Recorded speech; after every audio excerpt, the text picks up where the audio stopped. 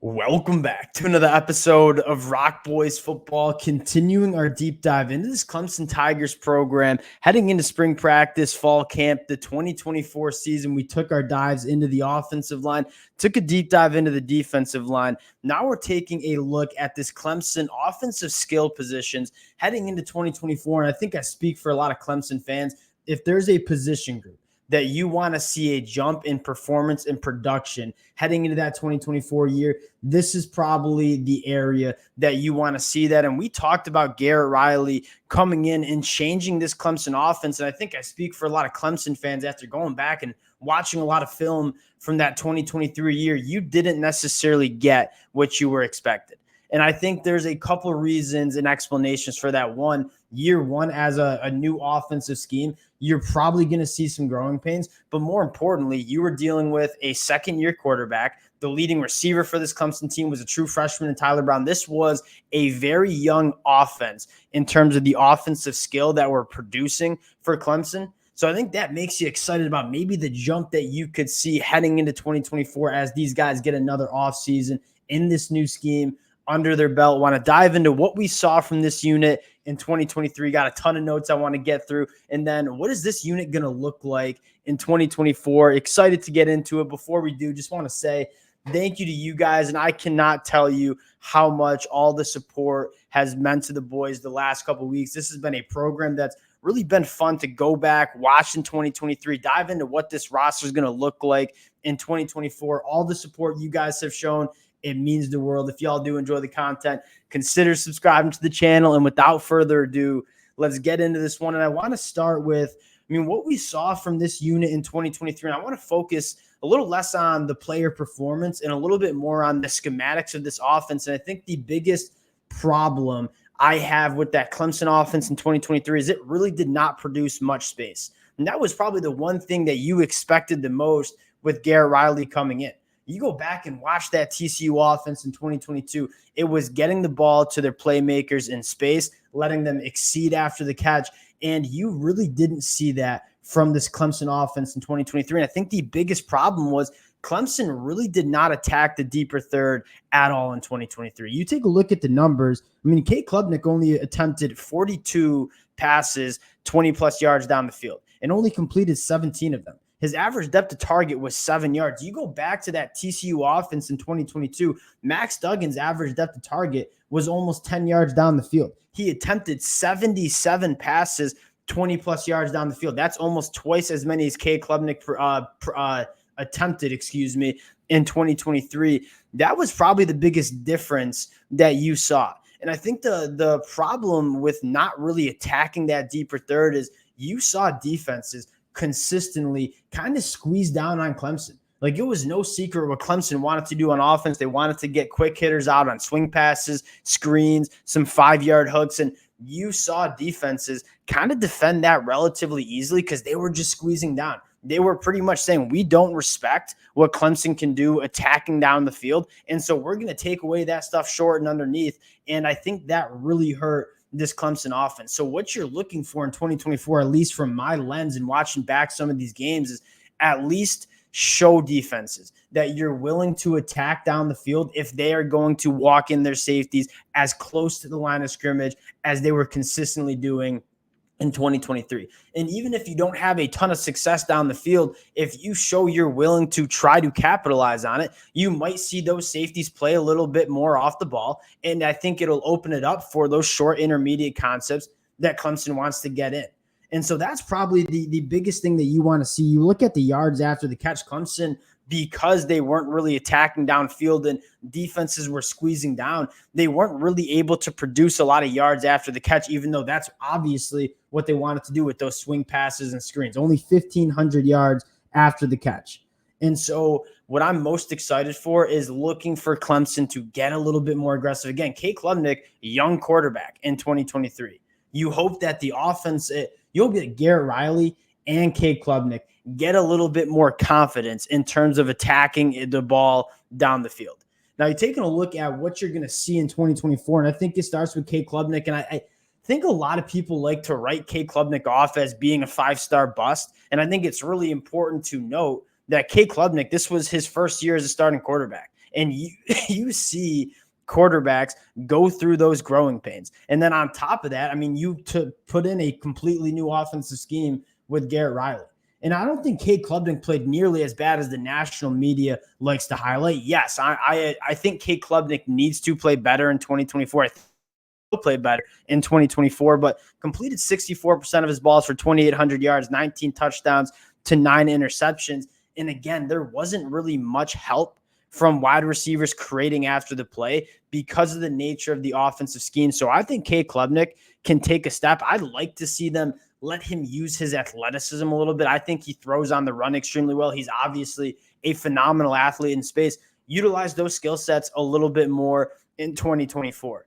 Now you go to the wide receiver room, and this is probably, if Clemson takes a massive step in 2024, this is the position group that I'm most excited about because it was so young in 2023. And again, you take a look, young quarterback, extremely young pass catchers. It probably made sense that year one of this new offense went through some growing pains. You expect that. You expect a lot of these guys to take a step going into 2024. And I want to start with two guys that we had really high expectations for and kind of struggled through injuries, right? Antonio Williams, as a true freshman, was absolutely phenomenal and really was good when he was healthy for Clemson. Obviously, I believe only played in 5 games. Getting him back fully healthy, you talk about having a wide receiver that can create separation, can create after the catch. Antonio Williams checks those boxes. I think having him back going into 2024 is going to be massive. Tyler Brown emerged as another guy that can create separation, make those combat catches, create after the catch. I'm looking at Antonio Williams and Tyler Brown really to, I hope, operate in more space and let them be playmakers with the football in their hands. The next guy I want to talk about, you talk about stretching the field vertically, making defenses respect what you're doing, attacking that deeper third, potentially opening up for Antonio Williams and Tyler Brown to work underneath a little bit more. Two guys, one, Adam Randall, who is Thanos pretty much. This is a guy that is rocked up, extremely physical. I think he needs a little bit more polish in his game, which, again, is to be expected. This was a guy that missed a lot of his freshman year and was playing as a sophomore last year. If he polishes up, can emerge as kind of that bigger boundary wide receiver that can work down the field, I think that'd be massive things for this Clemson offense. Another guy I'll shout out, another guy that really struggled through injuries was Troy Stellato. This is a guy that was running 4.4s coming out of high school, big body, can work vertically down the field in a straight line. Use those guys to really test defenses and test safeties down the field. And even if you're just using those guys, working down the field, I think that's going to mean massive things for a guy like Antonio Williams and Tyler Brown, working those underneath concepts. And another guy that I am going to bang the table for, you got two really talented wide receivers, but a guy like TJ Moore coming from Tampa Tech, this is a special wide receiver. We've been hoping to get Clemson, get it going on the recruiting trail a little bit more in that wide receiver department. They certainly delivered in 2024. You talk about a big body that runs an 11-second 100-meter, that has phenomenal body control working down the field. That is TJ Moore. And I'm not a guy that is banging the table for a true freshman to come in and produce right away. What we just saw with Tyler Brown in 2023, we saw it with Antonio Williams in 2022. I think TJ Moore, although kind of a different kind of wide receiver, can certainly do that for the Clemson Tigers in 2024. And I think having that true boundary wide receiver who can work vertically down the field, again, is going to be so meaningful for this Clemson offense. And I'd probably throw in Brian Wesco too. Another guy that's a top 50 national recruit, phenomenal track and field athlete. You look at this Clemson offense, specifically in the pass catcher room, and say, I think you can expect a big jump from not only the quarterback play, but from the wide receiver play as well. That's a double whammy that really could improve this Clemson passing attack that, again, looking at the numbers, only averaged 6 yards per pass attempt. That was 125th in the country. You talk about stimulating that explosive passing attack. I think you could see that in 2024 a little bit more. And I don't want to leave out Jake Bringenstool, who I think is one, not only a massive weapon in the red zone, but largely was that safety blanket for Cade Klubnik. And you saw them really develop some nice chemistry down the stretch in that season. A young quarterback that is trying to gain some confidence. There's not a better tight end to work the middle of the field, to be that big body, that safety blanket than Jake Bringenstool. And he also offers a ton in the red zone where Clemson really struggled in 2023. So I'm really excited about Cade Klubnik taking that step, year 2 in that offensive scheme, but more importantly, the wide receivers and pass catchers taking that step as well. And then the last position you want to take a look at, is the running back room. And I'll say this, one, and this is me not disrespecting Will Shipley in the slightest. Many of you guys who've been listening for the last year know how excited I was for Will Shipley. You guys know what I think about Will Shipley as a leader, as a football player.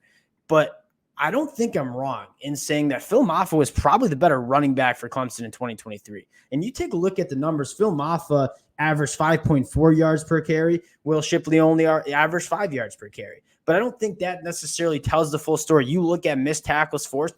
Philip Maffa, 40 missed tackles forced to Will Shipley's 27, 3.6 yards after contact for Phil Maffa per carry to Will Shipley's 2.9. And then you talk about the explosive plays. That was kind of what we thought Will Shipley would do. He only had 14 carries for 15 plus yards. Phil Maffa had 16. And so, again, this is a little less of me taking away from Will Shipley, who is a phenomenal running back. I think is going to have a lot of success in the NFL, and more highlighting that Phil Maffa was a dude for the Clemson Tigers in 2023. I think flew under the radar. Him getting more carries, I think, could be beneficial for this Clemson attack on the ground that wasn't great running the football, only 4.1 yards per carry. That was 71st in the country.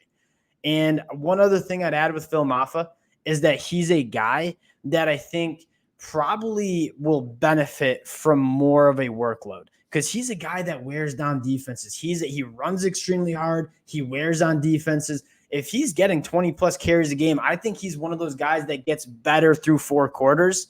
And so I think that the more carries that he gets in 2024, which is certainly the expectation, is probably going to help what he can do as a ball carrier for the Clemson Tigers in 2024. The one question I have is, what's the depth look like? Because you don't have a ton of proven running backs behind Phil Maffa and Will Shipley because they got all the work. I'm not saying Clemson doesn't have some running backs that you're excited about, but you just got to see some of those young cats step up a little bit heading into that 2024 year.